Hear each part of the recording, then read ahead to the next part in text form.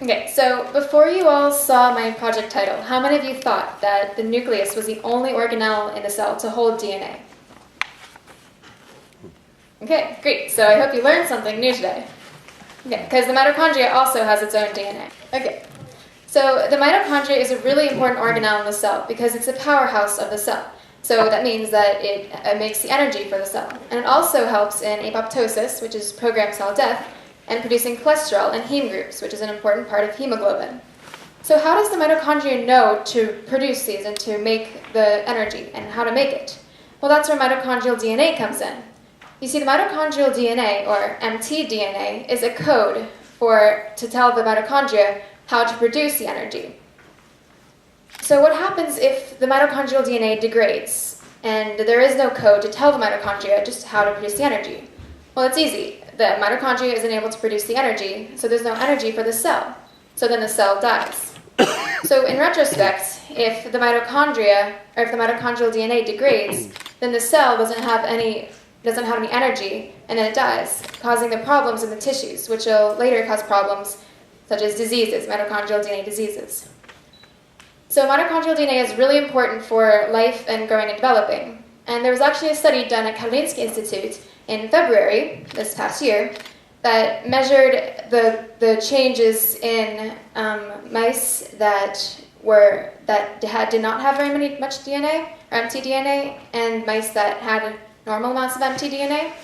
And the mice that did not have a lot of mtDNA only lived for about 2 weeks long, and instead of the normal 2 years, which is what the mice that had the mtDNA lived for. And they also were about half the size of the normal mice. Okay. So and I assume that they only lived for about 2 weeks because the mitochondrial DNA degraded, causing diseases to happen. So when your mtDNA degrades, it causes diseases, such as these 2 diseases, NARP and LON. So NARP causes pain in the limbs, muscle weakness, even problem seeing, and then LON's even more serious because after only 4 months of having this disease, you can become completely blind in both of your eyes. So how do the mitochondrial diseases relate to my project? Well, my project is to quantify the amount of mtDNA in 9 various tissues in mice that are 18 months old, and then to compare that number with the amount of mtDNA in mice that are 1 month old, 6 months old, and 12 months old. And then the different tissues are the brain, the heart, the skeletal muscle, the lung, liver, kidney, intestine, and the tongue, and then the kidney. I already said the kidney. There's one more that will come later, or the spleen. Okay. So how did I do this exactly? So we took the samples from the different tissues, and we put them into tubes, and we centrifuged them and extracted the DNA from it. And then we put the DNA samples into a real-time PCR, or polymerase chain reaction, which quantifies and amplifies the amount of mtDNA, or the amount of DNA in the sample, when you can then use to calculate the amount of mtDNA per cell. And we did that in Excel. So here are the results that we came up with. And you can see that the common trend is it reaches its peak at about 12 months, and then it decreases dramatically at 18 months. See, this isn't the case for all of them, but it is for the majority of them. So you can see the brain does this, the heart, liver, kidney, and then the majority of these. You probably noticed the heart first, as it has the most mtDNA concentration.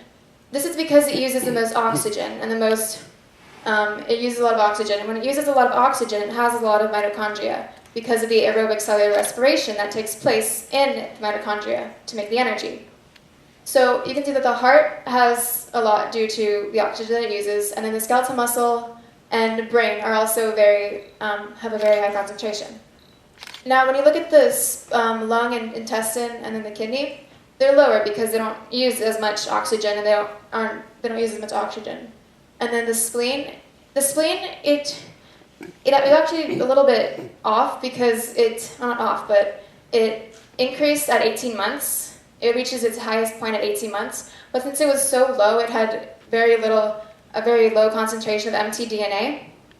It's not as we can basically say that it didn't really change that much throughout the 18 months. But if you look here at the tongue is what was quite interesting, actually.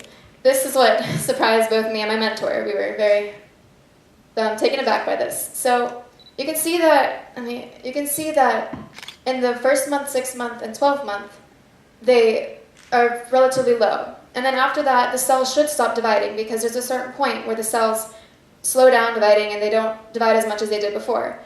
But what my mentor and I came up with, or our conclusion, is that this, the tongue probably, or these mice probably contracted some type of tongue cancer in the last 18 months.